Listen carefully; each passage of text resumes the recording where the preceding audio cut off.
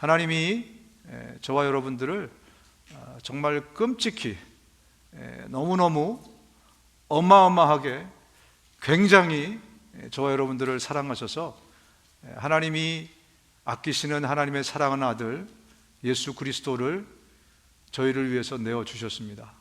그래서 예수가 우리의 모든 소망이 되시고, 예수가 우리의 생명 되시고, 예수가 우리의 능력 되시고, 예수가 나의 재산이 되시고, 예수가 나의 삶의 이유가 되시고, 예수가 나의 기쁨의 근원이 되시고, 나의 행복의 한가운데 늘 예수가 계시고, 내가 예수 안에 있을 때마다 늘 나는 천국의 기쁨을 누리면서 살 수 있게 해주신 것입니다.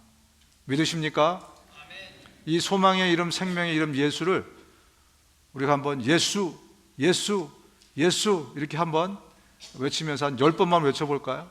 그러면서 여러분 마음 가운데 응어리져 있는 그 어떤 것들이 있다면, 여러분 마음 가운데 어떤 아픔이 있는 그 어떤 것들이 있다면, 여러분 마음 가운데 어떤 능력과 소망이 필요한 것이 있다면, 여러분 이 예수를 외치면서 예수님께 호소하시는 겁니다. 그냥 우리가 외치는 게 아니고 이 예수를 10번 외치면서 우리의 기도를, 또 우리의 마음을, 또 예수의 능력을 얻기를 소망하는 마음으로 우리가 예수를 외치고요, 또 이렇게 외치면서 여러분의 삶에서 이번 주 중에 예수가 필요하실 때마다 예수의 이름을 외치시라고 미리 우리가 연습하는 겁니다. 시작! 예수! 예수! 예수! 예수! 예수! 예수! 예수! 예수! 예수! 예수! 아멘, 아멘. 네. 예수의 이름으로 귀신이 쫓겨나간다고 주님이 말씀해 주셨어요. 예수의 이름을 외칠 때 근심과 걱정이 물러간다고 말씀하셨어요. 예수의 이름을 외칠 때 우리를 가로막고 있는 큰 산이 무너질 줄로 믿습니다. 예수의 이름이 그만한 능력이 있기 때문에 여러분들이 늘 예수의 이름을 붙들고 늘 사실 수 있기를, 그리고 힘들고 어려울 때마다 예수의 이름을 외치십시오. 주님이 주시는 평안과 기쁨이 여러분의 마음 가운데 깊이 있게 스며들게 될 것입니다. 오늘도 정말 우리 예배의 중심 가운데, 예배의 한가운데 예수가 충만하고 우리의 삶 가운데 예수가 충만하고 그런 삶을 저와 여러분들이 살았으면 좋겠습니다. 저는 요즘 고민 아닌 고민을 하고 있습니다. 어떻게 하면 우리 교인들을 다 내보낼까? 밖으로 내보내는 게 아니고 딴 교회로 내보내는 게 아니고 어떻게 하면 우리 교인들을 선교지로, 주님의 말씀을 전하는 그 자리로 우리 교인들을 내보낼까? 저는 진짜 인간적인 마음으로 우리가 정말 늘 죽을 때까지 함께하고 늘 같이 있고 늘 정말 그렇게 살았으면 좋겠는데 하나님의 마음은 그렇지 않은 것 같아요. 그래서 하나님이 그런 마음을 자꾸 저한테 주세요. 여러분 그런 마음이 안 들도록 기도해 주시든지 아니면 정말 그런 마음을 더 적극적으로, 주님의 뜻이라면 더 적극적으로 주셔서 정말 우리 모두가 하나님의 뜻을 이 땅 가운데서 이루면서 사는, 그래서 하나님 앞에 섰을 때 후회 없는 그런 인생이 되도록 그렇게 해달라고 좀 기도해 주시기를 부탁드리겠습니다. 여기서는 저와 여러분들이 평범한 사람이잖아요. 그럼 뭐 특별한 사람들 여기 없잖아요, 그죠? 우리 뭐 여기 연예인도 없고 무슨 특별한 능력을 가진 재벌이나 뭐 그죠? 아무도 없잖아요, 그죠? 우리는 평범한 사람인데 우리가 선교지에 가면 우리는 we become somebody. 우리는 선교지에 가면요 굉장히 특별한 사람이 됩니다. 신분 상승이 거기서 일어나는 거예요, 여러분. 내가 정말 나같이 부족한 사람이 선교지에 가면 나 때문에 적어도 10대 명에서 많게는 수백 명의 인생이 달라집니다. 이것을 여러분들이 단기 선교만 가봐도 아마 금방 느끼실 수 있을 거예요. 나 때문에 특별히 우리 젊은 또 어린 영혼들은요 그들의 인생의 좌표가 바뀌어버려요. 누구 때문에? 나 때문에. 하찮은 나, 정말 부족한 나, 쓸모없다고 생각되는 나. 그래서 정말 하나님은 여러분들을 특별한 인생으로 만들기를 원하세요.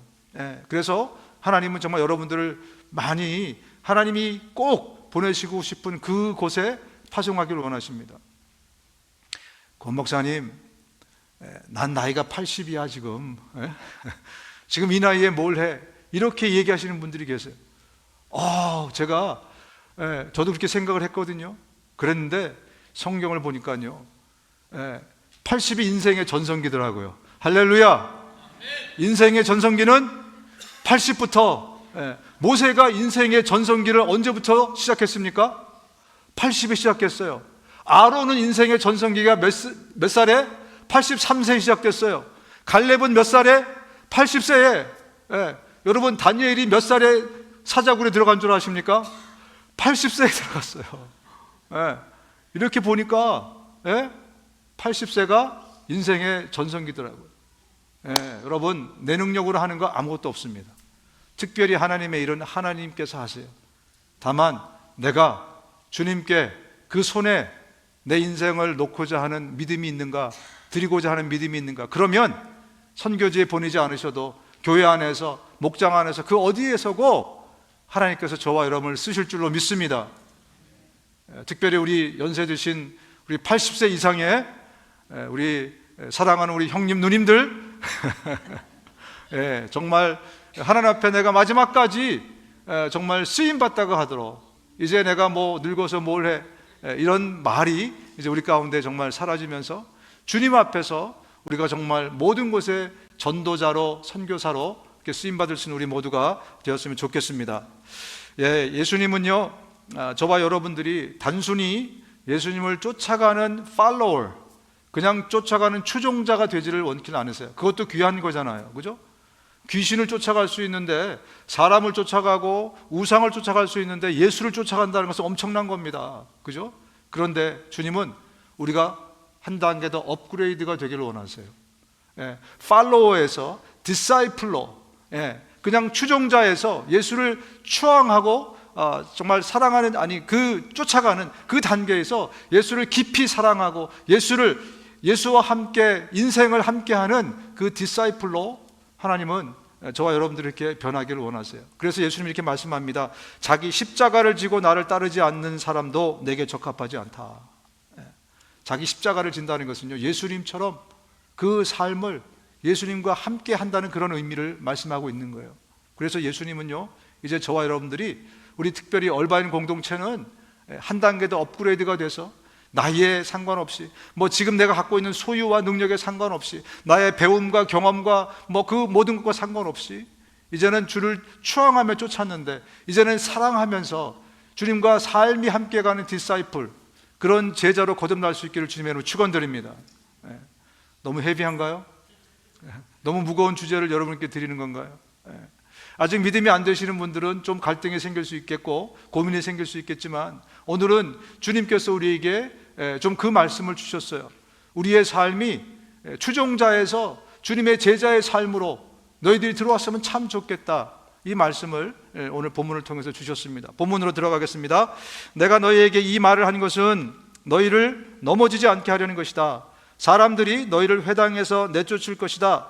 그리고 너희를 죽이는 사람마다 자기네가 하는 그러한 일이 하나님을 섬기는 일이라고 생각할 때가 올 것이다. 그들은 아버지도 나도 알지 못함으로 그런 일들을 할 것이다. 지금 예수님이 이 포도나무의 비유에 대한 설교를 계속 하셨어요. 지금 우리가 몇 주 보고 있지만 사실 몇 시간 안에 많은 설교를 지금 하신 것입니다. 그리고 이 설교 후에 겟세마네 동산으로 올라가시거든요. 그러니까 최후의 만찬과 겟세마네 동산의 기도 사이에 이 설교를 하신 것입니다. 포도나무의 비유를 말씀하시면서 우리가 가지고, 예수님이 포도나무이기 때문에 우리가 어떻게 해야 산다고요? 나무에 붙어 있어야 된다. 다시 말하면 예수 안에 있어야 된다. 다시 말하면 예수의 말씀 안에서 살아가야 된다. 그 말씀을 순종하고 그 말씀을 사모하고 그 말씀을 따라 살아가야 된다. 그래야 우리가 살고 생명이 풍성하고 그러므로 열매 맺는 삶을 산다, 이렇게 말씀하셨어요. 그리고 그게 바로 하나님 사랑하는 거야. 그리고 하나님도 그 사람을 사랑하실 거야, 이렇게 말씀하십니다. 그리고 지난주에 뭐라고 말씀하셨죠? 그런데 너희들 나 때문에 앞으로 곤란한 일이 많을 거야. 세상에서는 미운 오리 새끼로 너희들이 살게 될 거야. 세상이 너희들을 미워할 거야. 그런데 너희 때문이 아니고, 네가 뭐 잘못해서가 아니고 나 때문에, 내 말씀 안에, 내 안에 있기 때문에 세상은 너희들을 미워할 거야. 그러니까 미운 오리 새끼로 살지 말고 너희들은 오리가 아니야. 뭐라고요? 백조고 독수리다. 너희들은 백조고 독수리니 너희들은 세상을 나와 함께 다스리면서 사는 존재다 라고 우리의 정체성을 분명히 말씀해 주셨어요. 그리고 오늘 본문에 또 뭐라고 말씀하시냐면, 그런데 너희들 현실적인 나 때문에 현실에서 너희들의 삶의 현장에서 많은 고통과 고난을 너희들이 경험하게 될 거야, 이렇게 말씀합니다. 여기 보면 회당에서 쫓겨난다 그랬는데, 쫓겨난다고 말씀하는데요, 지금 이 유대 사회에서 회당에서 쫓겨난다는 것은 직업도 가질 수 없고 그 어떤 사회 활동을 할 수 없다는 얘기예요. 그래서 회당에서 쫓겨나는 것은 엄청난 일입니다. 이 마을에서, 이 지역에서 살 수 없는, 그래서 비즈니스 문 닫고요, 집에 딱지 다 붙어 있고요, 이런 것과 똑같은 겁니다. 그런데 그런 일이 일어날 거라는 거예요. 그리고 심지어 나 때문에 너희를 죽이는 사람마다, 이렇게 얘기한다는 건 뭡니까? 예수님 때문에 죽는 사람도 생길 수 있다는 거예요.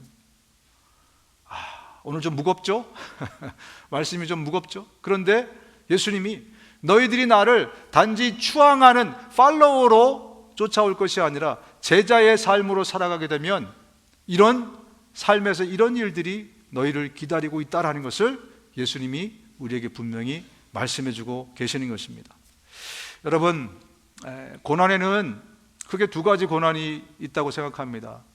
첫 번째 고난은요, 우리 그리스도인들에게 첫 번째 고난은 예수님 때문에 겪는 고난입니다. 예수님 때문에 슬픔, 또 예수님 때문에 고통, 예수님 때문에 아픔, 예수님 때문에 겪는 고난이 우리 그리스도인들에게 있어요. 그리고 또 하나는 나 때문에 겪는 고난이죠. 나 자신 때문에, 내 교만 때문에, 내 욕심 때문에, 내 먹고 사는 것 때문에, 나의 그 어떤 것들 때문에, 허물 때문에 겪는 고난이 있습니다. 근데 오늘 예수님은요, 저와 여러분들이 예수님의 제자로 살면 예수님의 제자이기 때문에 겪는 많은 고통이 있을 것이다, 고난이 있을 것이다, 이렇게 말씀하고 있어요. 그런데 말입니다, 우리가 성경을 보면, 성경을 쭉 보다 보면 뭘 발견할 수 있냐면 아주 특이한 현상을 발견할 수 있어요. 예수님 때문에 고통을 겪고, 예수님 때문에 아픔을 겪고, 예수님 때문에 거의 죽음의 위협을 받는데 사람들은 그것을 특권으로 해석을 합니다. 그것을 아픔과, 그것을 정말 힘들고 어렵고 죽겠다, 이렇게 표현하는 게 아니라 오히려 그렇게 내가 핍박받고 힘들고 어렵고 죽게 생겼기 때문에 내가 이것을 특권이다, 이것을 정말 특별한 권리다, 오히려 기쁨과 감사로 그것을 받아들이는 그런 고백이 성경에 엄청나게 많이 나옵니다. 대표적인 구절을 한번 저희가 찾아보겠습니다. 사도행전 5장 40절에서 41절 같이 한번 읽어보겠습니다. 시작. 그들은 사도들을 불러다가 때린 뒤에 예수의 이름으로 말하지 말라고 명령하고서 놓아주었다. 사도들은 예수의 이름 때문에 모욕을 당할 수 있는 자격을 얻게 된 것을 기뻐하면서 공의회에서 물러나왔다. 누구 때문에 매를 맞았습니까? 여러분 최근에 매 맞아 본 적 있으세요? 초등학교 이후로 매 맞아 본 적 있으세요? 이 다 큰 성인이 돼서, 어른들이 다 돼서 지금 매를 맞았어요. 누구 때문에? 예수님 때문에. 그런데 그들이 어떻게 고백합니까? 내가 이렇게 모욕을 당하고 고난을 당하고 고통받을 수 있는 자격을 얻게 된 것을 기뻐했다. 여기뿐만이 아닙니다. 성경의 여러 곳에 예수님 때문에 당한 고통, 아프고 힘들고 어려운데 그것을 왜 이렇게 내 삶은 이렇지? 힘들어, 어려워, 슬퍼, 이렇게 표현하지 않고 그들은 전심으로 이것을 기쁨으로 받아들이고 기뻐서 그들은 이것을 특권이라고 고백을 합니다. 바울이 이렇게 고백하죠. 하나님께서는 여러분에게 그리스도를 위한 특권, 즉 그리스도를 믿는 것뿐만 아니라 또한 그리스도를 위하여 고난받을 특권도 주셨습니다. 그리스도를 위해서 아무나 고난받는 게 아니고 주님은 주님의 제자들에게만 어떤 특별한 권리를 주셨는데 그게 뭐냐면 예수 위해서 고통당하고 고난받고 고생하는 특권을 주셨다는 거예요. 여러분 특권을 누려보셨습니까? 최근에 누려본 특권이 어떤 것들이 있으십니까? 저는 여러분들이 특별히 선교 여행을 갈 때 이코노미를 끊었는데 갑자기 하나님이 은혜를 주셔서 비즈니스나 1등석으로 업그레이드되는 특권을 얻으시기를 주님의 이름으로 축원합니다. 제가 이 얘기를 왜 드리냐면, 특권이라는 것은요, 경험해 봐야 돼요. 이게 얼마나 대단한 건지. 지금 우리가 특권을 얘기하고 있는데, 특권을 한번 누려보셨어요? 특권은 우리에게 정말 새로운 기쁨을 줍니다. 특권은요, 아무한테나 주어주는 것을 특권이라고 이야기하지 않아요. 특별한 사람에게 특별한 권리, 특별한 행복과 특별한 것을 제공하는 것이 바로 특권이에요. 제가 여태까지 평생에 딱 한 번 비즈니스 특권을 한번 누려봤어요. 누려봤는데 들어가는 문이 다릅니다. 서 있는 줄이 달라요. 그죠? 들어가서 보니까 음식이 달라요. 그리고 서비스가 달라요. 서비스가 다릅니다. 그죠?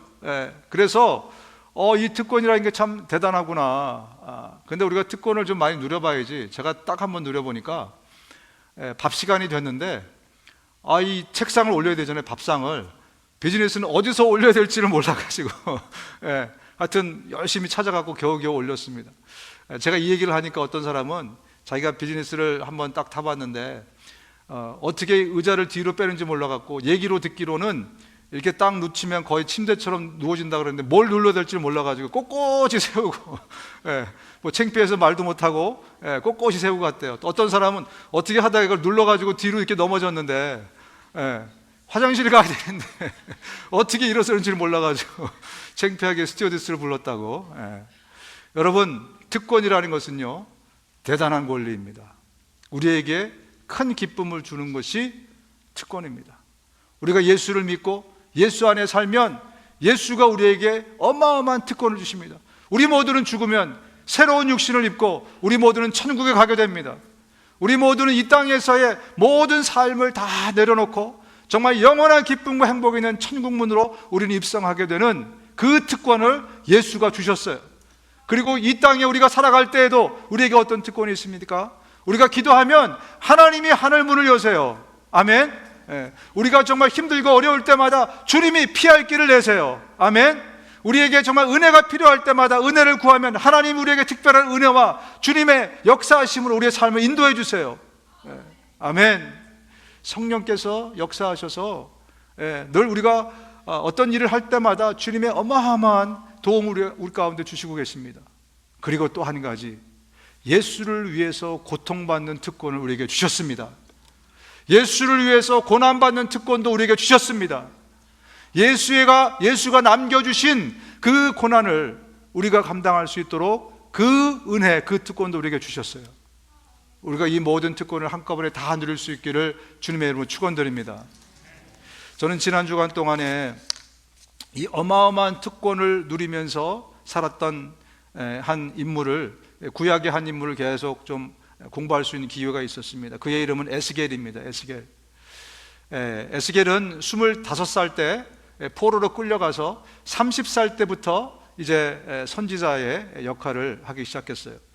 지금 이스라엘이 바벨론에 망해가지고 이 이스라엘 땅에서는 예레미야라는 선지자가 사역을 하고 있었고, 그리고 여기에 에스겔이 끌려가서 에스겔이 이 포로의 땅인 이 바벨론에서 사역을 하고 있었던 때예요. 그런데 이 에스겔은 여러 선지자가 있지만 굉장히 독특한 사역을 하나님이 감당하게 하십니다. 어떤 사역이냐면, 에스겔은 메시지를 전하잖아요.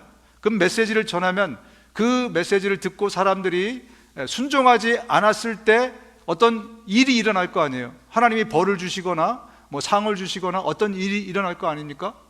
에스겔은요, 다른 선지자하고 다르게 그것을 먼저 자기의 삶으로, 몸으로 먼저 사람들에게 퍼포먼스로 보여주게, 그렇게 하나님이 인도하십니다. 다른 사람들은 그냥 메시지만 전하면 그러면 되는데, 이 사람은 그 모든 것을 자기의 삶으로 다 보여줘야 돼요. 그래서 아주 특별한 여러 가지의 이 몸으로 보여준, 삶으로 보여준 사건들이 있습니다. 에스겔 4장에 보면 하나님이 그에게 너희들이 내 말을 안 들었기 때문에 이제 이방으로 끌려가서 더러운 음식들을 먹게 될 것이다, 부정한 음식을 먹게 될 것이다 라고 네가 가서 예언해라, 이렇게 말씀합니다. 그러면서 이렇게 말씀하세요. 너는 음식을 보리빵처럼 만들어 먹되 그들이 보는 앞에서 사람의 똥으로 불을 피워 그것을 구워 먹어라. 여호와께서 다시 말씀하셨다. 내가 세계 각처로 흩어버릴 이스라엘 백성이 이방 나라에서 이와 같은 부정한 음식을 먹게 될 것이다. 여러분, 우리 주식은 뭐죠? 쌀이잖아요. 쌀밥, 그죠? 밥이잖아요. 이스라엘 사람들의 주식은 이 빵입니다. 전병처럼 이렇게 넓적한 빵이에요. 근데 빵 굽는 거 한번 보셨습니까?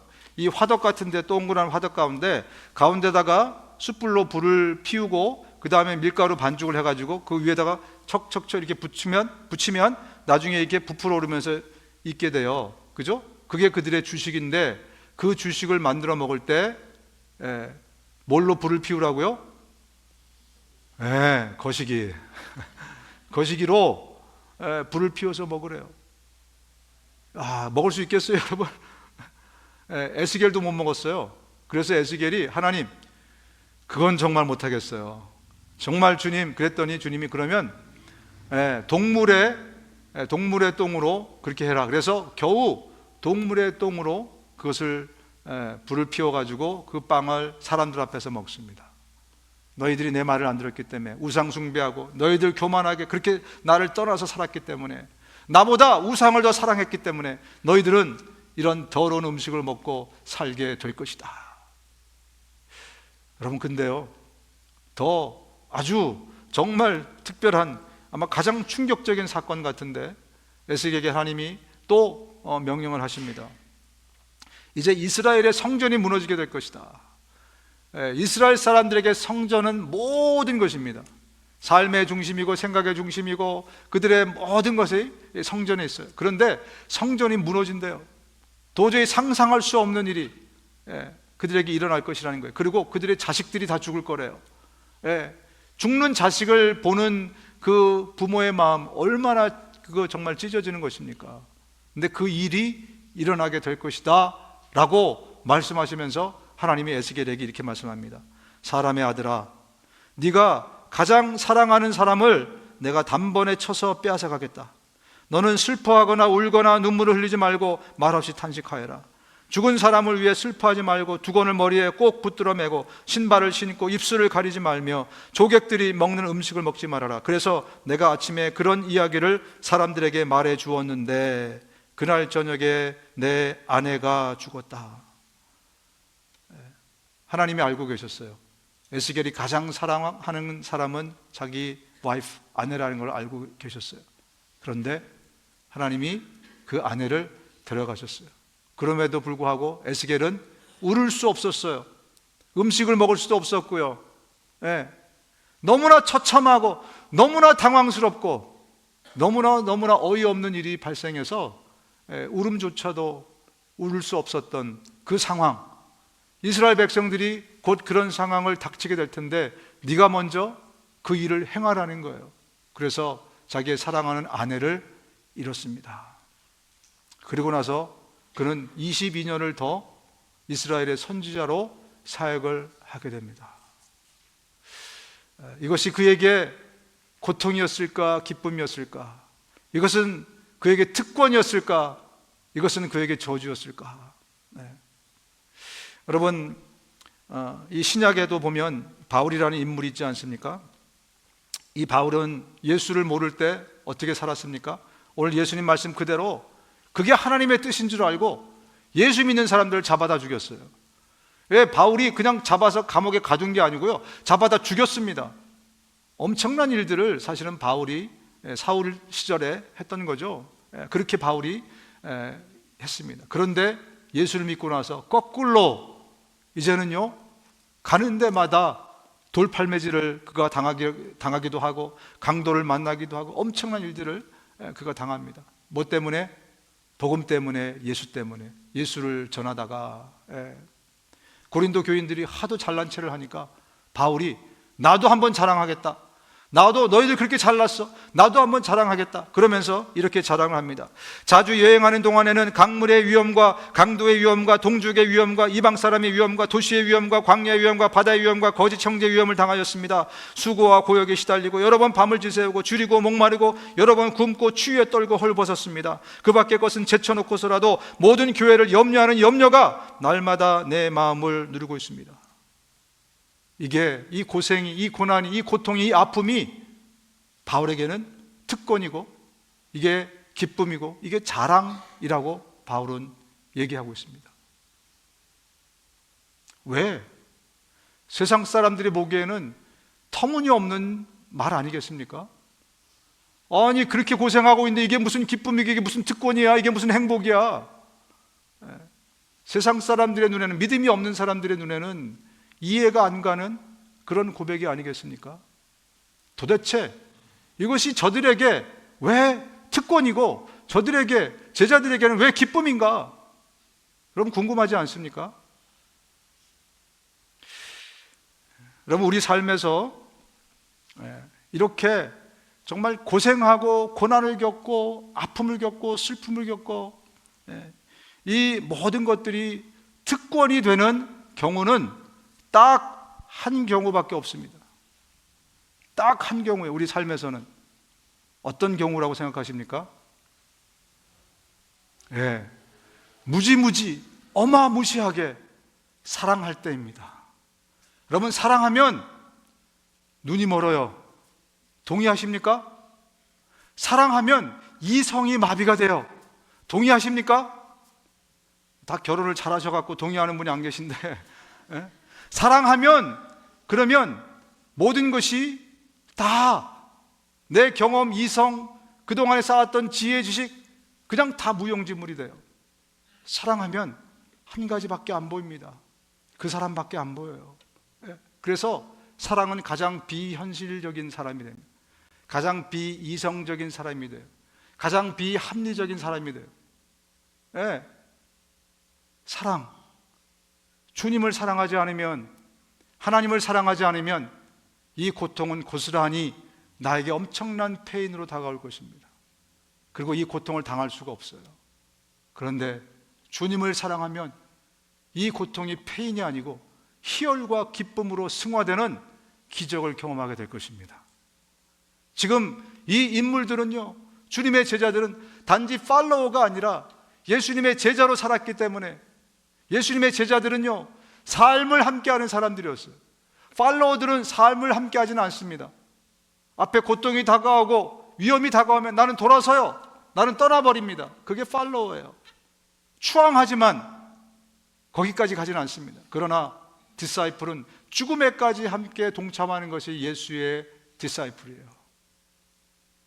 그들은 주님을 사랑했기에 그렇게 하고 있습니다. 여러분, 이 과학적으로 제가 보니까 과학적으로 설명을 드릴게요. 우리가 고통받고 힘들고 어려울 때는요, 우리 몸에서는 두 가지의 호르몬이 나온다고 합니다. 코르티솔, 엔돌핀. 이 두 가지 호르몬이 나오면서 우리 고통을 좀 이렇게 릴리즈 시키는 그런 역할을 한다고 합니다. 그런데 사랑할 때는요 무려 네 가지의 호르몬이 나와요.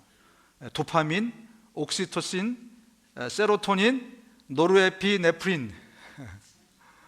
발음도 안 되는, 처음 들어보는 이런 것들이 어마어마하게 나오니까 정신을 못 차리는 겁니다, 우리가. 그래서 거식인지 된장인지 구별이 안 되는 그런 상황에 이르게 되고, 이성이 마비되고 비합리적인 사람이 되고, 그죠? 뭐 그런 사람으로 우리가 변하게 되는 것은 무엇 때문에? 이 과학적으로 설명하자면 엄청난 호르몬이 우리 가운데 나오기 때문에 그래요. 여러분, 그런데요, 이 사랑은 누구로부터 왔습니까? 하나님으로부터 왔어요. 이 사랑은 하나님으로부터 온 거예요. 하나님은 우리를 무지막지하게 사랑하셨기 때문에 비이성적인 분이 되신 거예요. 비합리적인 분이 되신 겁니다. 비논리적인 분이 되신 거예요. 그래서 자신의 사랑하는 아들 예수 그리스도를 저와 여러분들을 위해서 십자가에 내어 주신 것입니다. 그분의 이성이 마비되신 거예요. 그분의 모든 것들이 마비되신 거예요. 바로 저와 여러분들을 사랑하시기 때문에. 그래서 아까 우리가 외운, 아까 우리가 하가한 이 말씀이 하나님의 고백으로 저와 여러분 가운데 주어진 것입니다. 다시 한번 우리가 고백하겠습니다. 요한복음 3장 16절 시작. 하나님이 세상을 이처럼 사랑하사 독생자를 주셨으니 이는 그를 믿는 자마다 멸망하지 않고 영생을 얻게 하려 하심이라. 혹시 여러분 가운데 아직까지 하나님의 사랑을 이해하지 못하는 분이 계시다면 오늘 이 아침에 이 시간에 그 하나님의 사랑 앞에 여러분의 마음에 무릎을 꿇을 수 있는 그런 시간이 되시기를 바랍니다. 아직 경험하지 못한 분들이 계시다면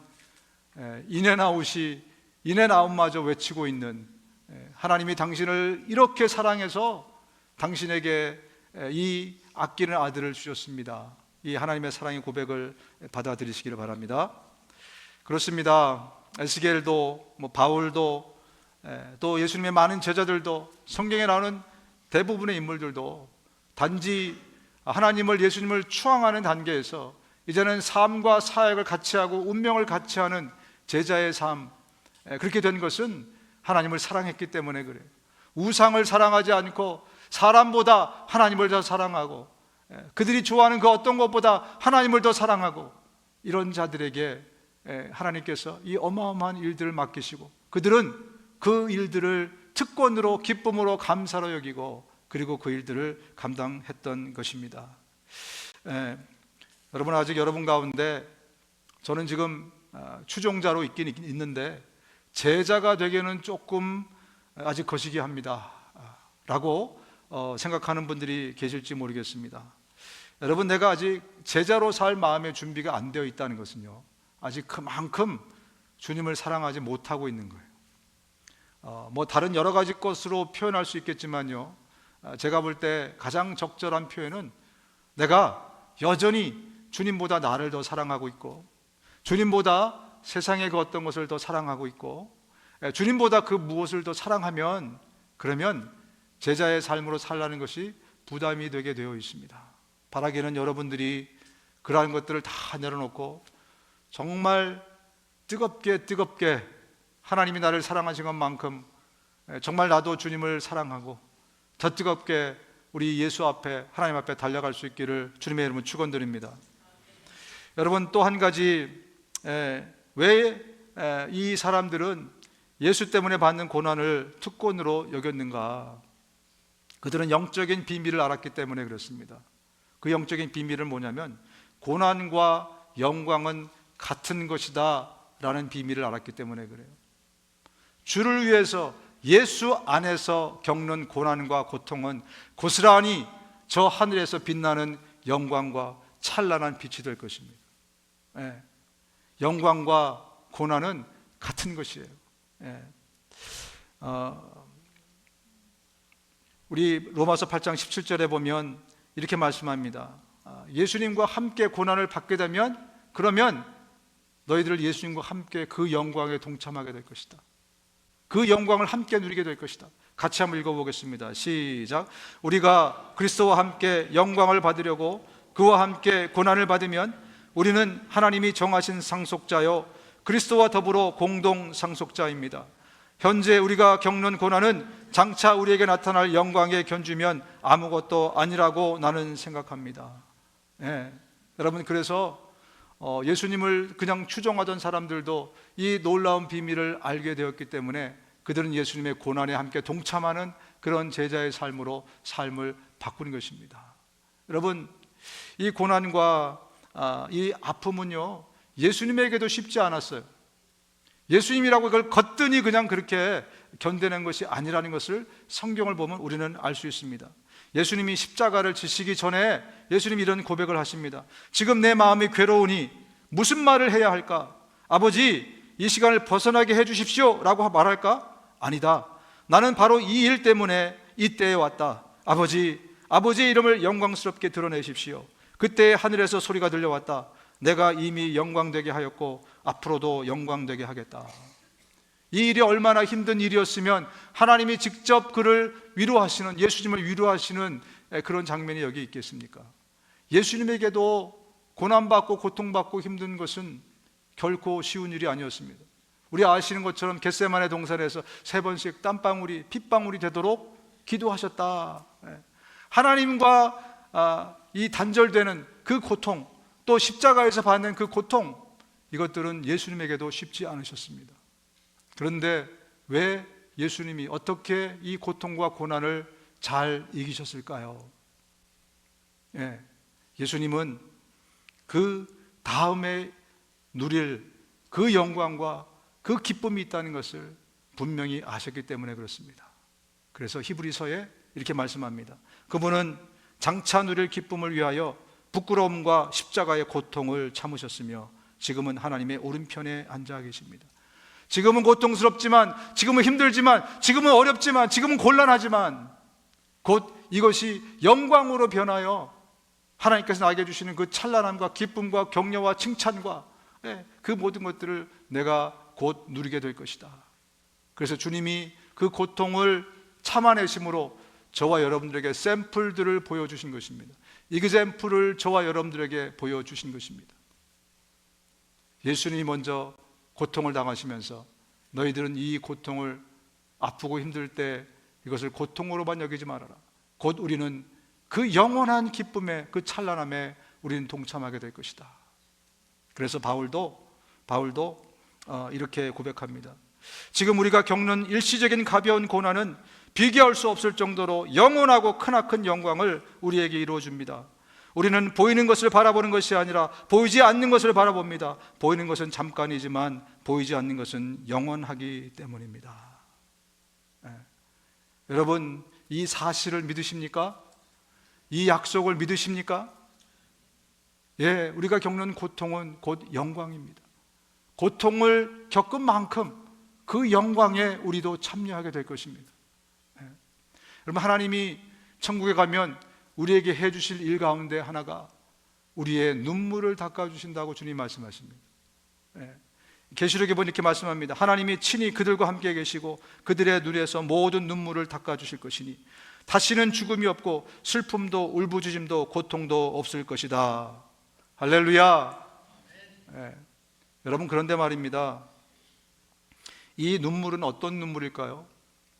주님이 닦아주시겠다고 하는 이 눈물은 여러분, 먹고 살기 위해서 정말 힘들고 어렵게 애쓰다가 주님, 내 삶을 왜 이렇게 힘들고 어렵죠? 슬퍼서 흘린 그런 눈물일까요? 누구에게 너무나 억울한 일을 당해가지고 이가 바득바득 깔리면서 정말 괴롭고 힘들고 억울해서 흘린 그런 눈물일까요? 누가 나를 그렇게 속썩이고 내 자식이 속썩이고 하는 일마다 안 되고 그래서 정말 비참함을 느껴서 그래서 흘린 눈물일까요? 아니면 주님을 위해서 고통받고 고생하다가 흘린 그 눈물일까요? 여러분, 어떤 눈물이라고 생각되십니까? 우리 대한민국 사람들은 한의 민족이라고 그러죠. 한의 민족, 흥의 민족. 그래서 다른 민족보다 눈물이 더 많은 것 같아요. 뻑하면 울어요. 우리 제자 훈련을 할 때도 보면은 그냥 뻑하면 눈물이 납니다. 여기저기서. 그런데 그 눈물들, 그동안 무수히 우리가 눈물을 흘렸는데 그 가운데 하나님이 닦아주실 눈물이 있었는가? 우리가 한 번쯤 생각해 봐야 되지 않겠습니까? 내 먹고 살기 위해서 그러다가 고통받고 흘린 눈물이 아닌 주를 위해서 살다가 주를 위해서 고통받고 주를 위해서 괴롭힘을 당하다가 흘린 그 눈물, 주님이 닦아주실 그 눈물은 과연 얼마만큼 내가 흘렸는가? 주님이 닦아주실 그 눈물이 나에게 있는가? 여러분, 팔로워들은 눈물 흘리지 않습니다. 주님 때문에. 그러나 삶이 함께한 그 고통에 함께 동참한 그런 예수님의 제자들은 하나님이 닦아주실 그 눈물들을 많이 흘리고 살아갑니다. 무수히 많은 눈물을 흘리고 우리의 선배들이 사라질 것입니다. 여러분, 예수님이 십자가에서 그 겪으신 그 상처와 그 모든 것들은 영원히 없어지지 않는 훈장으로, 영원히 없어지지 않는 그러한 또 상으로 천국에도 남아있으리라고 제가 한번 말씀드렸습니다. 여러분, 우리가 주님 때문에 당한 고통과 아픔 역시 저는 그러리라고 믿습니다. 주님 때문에 흘린 그 눈물들은 영원히 다이아몬드처럼 영원히 변하지 않는 그런 눈물로 주님이 기억해 주실 것입니다. 영원히 빛나는 보석으로 천국에서 영원히 우리를 칭찬하고 그 찬란함 가운데 우리가 거하도록 주님이 하실 것입니다. 그러므로 하나님께서는 그를 지극히 높이시고 모든 이름 위에 뛰어난 그의 이름을 그에게 주셨습니다. 그리하여 하늘과 땅 위와 땅 아래에 있는 모든 것들이 예수의 이름 앞에 무릎 꿇고 모두가 예수 그리스도는 주님이시라고 고백하여 하나님 아버지께 영광을 돌리게 하셨습니다. 예수님을 그 영광의 자리에 하나님께서 높이 올리셨다고 합니다. 저와 여러분, 우리의 삶이 예수님과 함께 했던 그 모든 삶, 우리가 고통받은 그 고통, 아프고 힘들었지만 그날에 우리도 예수님이 앉은 그 자리에 함께, 그 영광의 자리에 함께 앉게 될 것입니다. 여러분, 이 소망으로 함께 신앙생활 하십시다. 이 믿음으로, 이 소망으로 남은 여생을 정말 주님의 영광을 위해서 예수가 남겨주신 그 고통에 함께 동참하면서 진정한 예수의 제자로 사실 수 있기를 주님의 이름으로 축원드립니다.